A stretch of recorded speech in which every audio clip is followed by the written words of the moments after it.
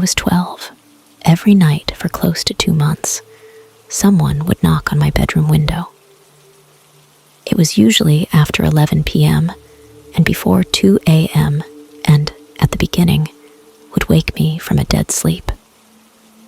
A few times, I even heard the knocking in my dreams and then woke up, and the knocking was still happening.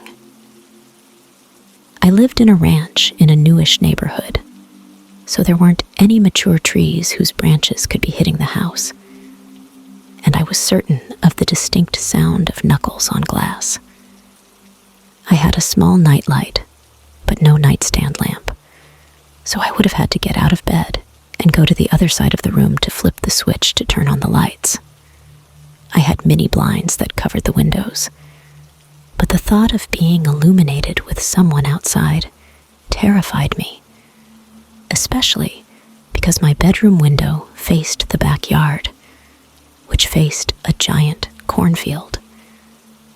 Everything outside at night was pitch black, unless the moon was close to full. After a week or so of the knocking, I asked my younger sister if she was doing it. She was 7 at the time, and me even asking about it scared her, so she tattled on me to my parents. They confronted me, saying I was telling stories, and I swore up and down I wasn't. The knocking kept happening for weeks and weeks, and my behavior changed because I was always scared and never sleeping.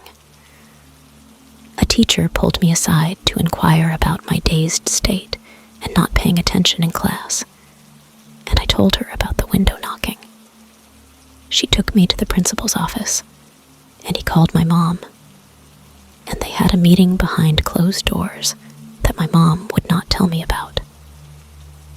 My mom slept on the trundle bed that night in my room to see if I was telling the truth.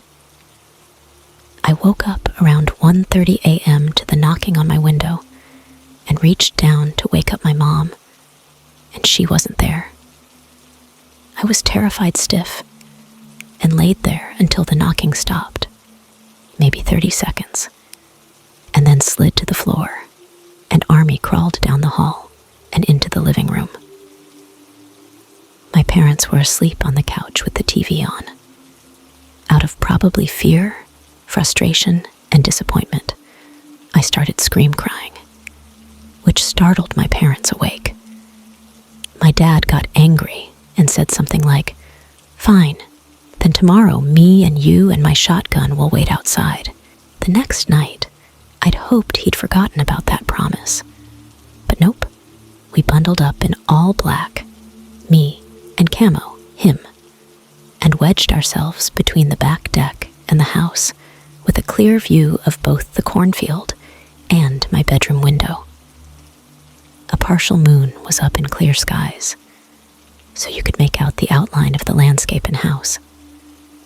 I star-gazed for a bit, but fell asleep pretty quickly, and my dad woke me up around 4 a.m. to take me back inside, saying all he saw were some deer in the cornfield, and maybe I'd been hearing bucks fighting. Then he went to bed. Not more than 5 minutes later, I heard a loud bang, bang, bang that hit so hard it rattled the blinds on the window. I almost peed myself, I was so scared, and laid awake for the rest of the night with my heart pounding so hard I thought I was going to explode. The knocking never returned after that, and my parents maintain to this day it was all in my head.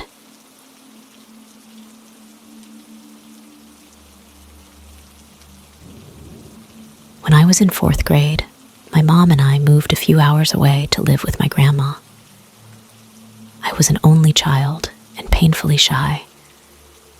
All my friends had been my friends since forever, and I had no idea how to talk to these new kids at school. One day at recess, a girl named Lizzie introduced herself and instantly became my new best friend. We would walk home from school together and hang out for a while before she walked the rest of the way home. My mom was still at work in the afternoons, but my grandma was always around. Grandma was starting to act weird, though. Sometimes she'd call me by my mom's name, or yell at me and accuse me of stealing her things. Lizzie and I mostly played in the backyard to avoid my grandma. But sometimes I'd look up and see her smoking a cigarette and glaring at us through the windows. Lizzie told me about camping with her family in the woods, something my family had never done.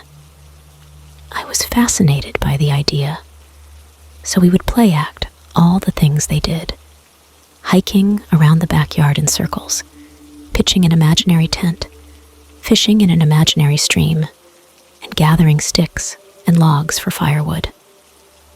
One afternoon, as we slipped through the house to the backyard, Lizzie grabbed my grandma's lighter off the end table next to her cigarettes and motioned for me to stay quiet. It didn't occur to me to worry.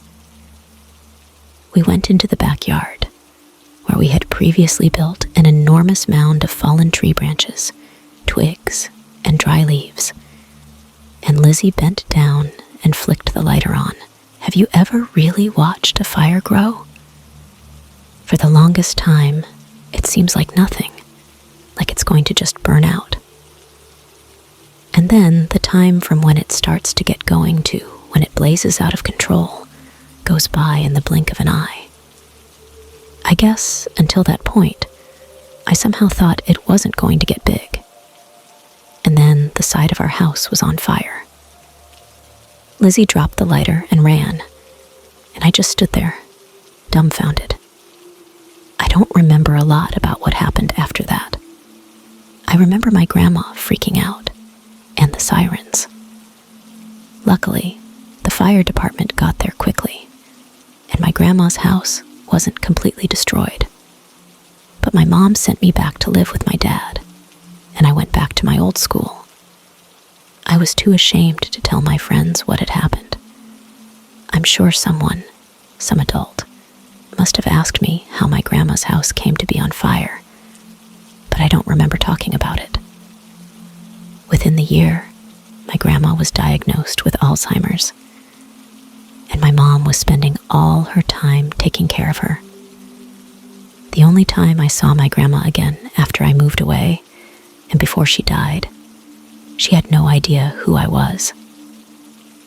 Recently, my mom made a comment about how much it had worried her when I couldn't make friends as a kid. I was a little hurt. I had friends, just not for a few weeks, after she uprooted me in the middle of the school year. And I brought up Lizzie. Lizzie, my mom said. Who's Lizzie? I realize, in retrospect, my mom never actually met Lizzie, but surely she knew of her existence. Lizzie wasn't in my class, but we spent every recess and lunch together. She was at our house almost every day after school, with my grandma watching us through the window. My mom had no recollection of Grandma ever mentioning a friend of mine. And in fact, she remembers being told at a parent-teacher conference shortly before the fire that I still seemed to have no friends and was always alone. I racked my brain for some evidence of Lizzie's existence that might have survived the years, but I don't remember any pictures or anyone else I talked to during that time who might have seen her. My mom asked where she lived. I said I hadn't ever been to her house, but she told me she lived just a few blocks down the street, and I always saw her walking that way when she left our house. My mom shook her head and said there weren't that many houses that way. Ours was the last block, and after that was an industrial park. The few houses that way had no kids living in them as far as she knew.